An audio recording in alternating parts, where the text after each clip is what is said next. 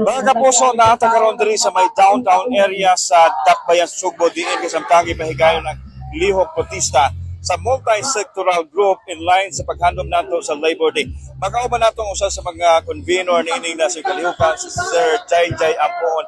Sir, unsay mensahe nga inyohang ipadangat ngadto sa atong kagamhanan?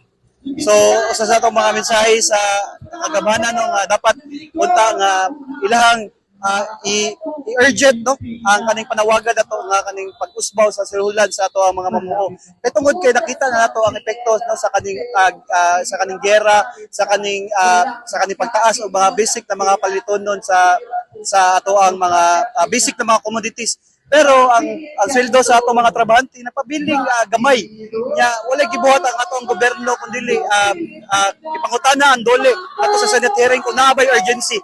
Ang ingon nila nga wala daw kuno kay tungod kay wa pa sila nakita nga supervening or so buta ba sila nga nagtanaw sa kahimtang sa atong mga mamuo karon no nga grabe ka naglisod sa kaning mga sa iyang pangadlaw-adlaw nga kuan. Ang uban nato ng mga trabahante nga nasa MEPSA na wagtangan og trabaho.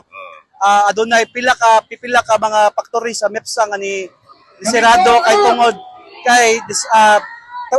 kay di na kaya sa ilaha factory. Nya asa atong gobyerno wala gibuhat para Malipyuhan.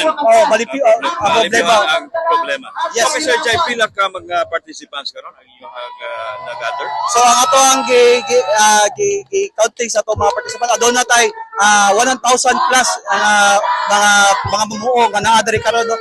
So full force ang ato ang mga union gikan sa mga laylahi na mga industriya o mga factory diri sa Sugbo. So naa diri ang mga mamumuo gikan sa MEPSA. Okay, Sir Jai, thank you so much. Thank you, sir. Okay, sir, salamat ha. Thank you kayo. Okay mga kapuso, muli ang kalihukan karon in line sa paghandom nato sa Labor Day adlaw sa mamuo. Gikan dinhi sa downtown area sa Dakbayan sa Sugbo, ako si Alan Domingo sa GMA Regional TV, GMA News.